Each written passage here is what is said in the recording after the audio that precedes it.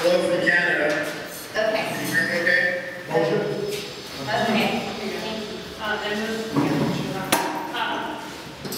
Just real quick, for those of you that don't know me, my name is Charlotte. I'm the director of Rush Arts Gallery. If any of you have questions about the programming or the space or anything like that, please let me know after the presentation.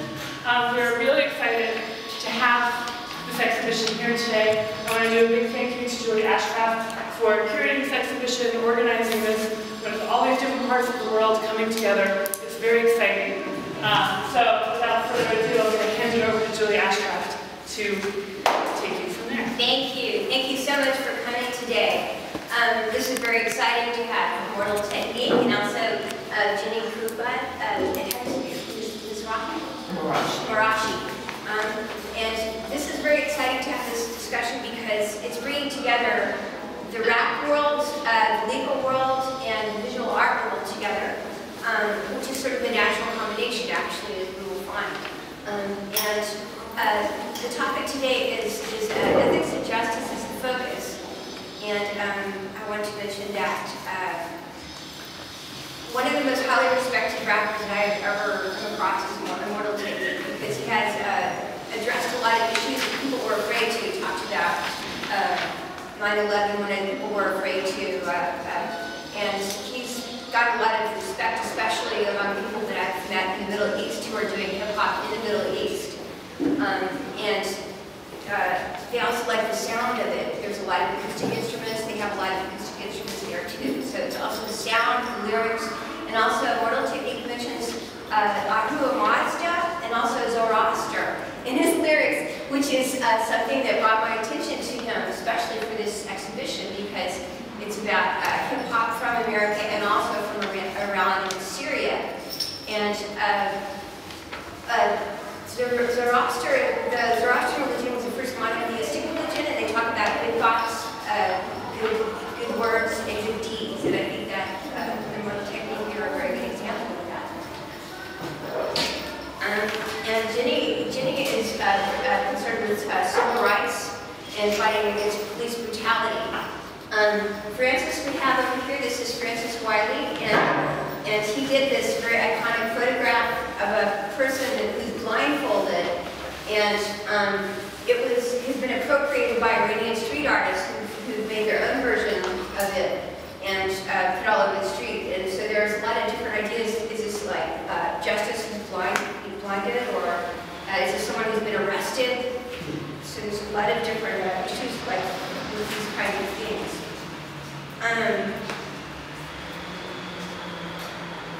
Okay, so in terms of, I'm curious, like how people sort of got started with what they're doing. So what was it about?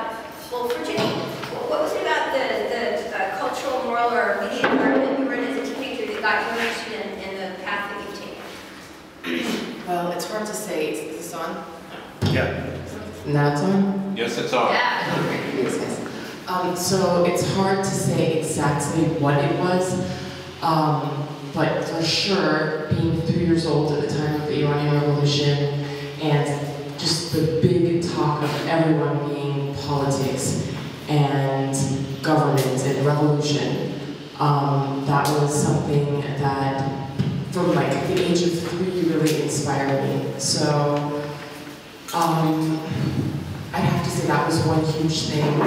I always knew I wanted to be involved in some kinds of human rights and some kind of work like that. I just wasn't sure which door to go into. And civil rights opened up just very magically. My husband was like, why not do civil rights? And it made a huge impression. I don't know why, that one conversation, I was pregnant, maybe that's what it was. It was like super, I was very charged emotionally, and I was like, yeah, I've been doing all this international development work, but I'm really ready to fight.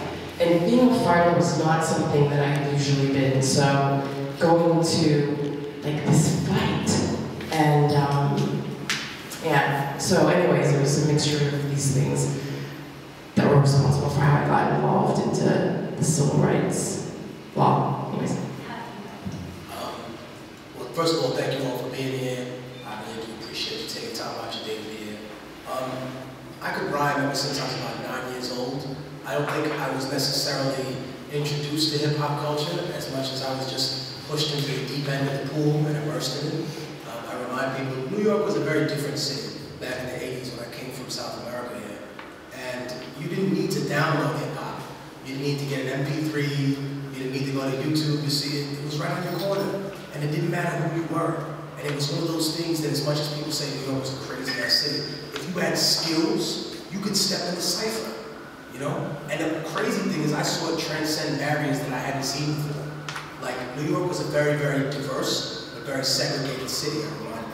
For example, if you were black or Hispanic and you had dating a beautiful Italian girl in Bensonhurst, it might be a little difficult for you to get there and get back. But back in the day, if you were a well-to-do white person, most people wouldn't find you walking your dog or your little dog around Harlem at 4 o'clock in the morning. Now, obviously, things are very different. But what I saw back then was a transcension of those barriers based on art and music. Like, I saw girls in the cypher, and people were like, yo, she's nice. You can't tell me she don't got skills. It don't matter. Whereas hip-hop has kind of lost that a little bit. Whereas nowadays, for example, in singing, I could bring 2 people in this room. One of them is a random person that has never sang before in their life and can't carry a tune, and the other one is Mariah Carey. You're going to tell me very clearly who can sing and who can't, right? However, if I bring a very skilled rapper, someone who does lots of similes, metaphors, incredible, intangible context and concepts in their mind, and then I bring in a commercial dude that's on the radio, there'll still be millions of people that are like, that thing is nice, this thing is just an underground dude. We've lost that perspective. However, if Mariah Carey sings and this other person starts squawking and dogs start barking and bats start crashing in the walls, we can tell very clearly that this person can't sing. However, we've lost that perspective in hip-hop, and I think that has to do with the guidelines of how it came into be, and that it's a culture, and that you can't love music without loving the people that created that culture. And I think that that is what got me interested in culture in general. I realized that it wasn't something you could just steal from people the way you steal a purse or a wallet or something.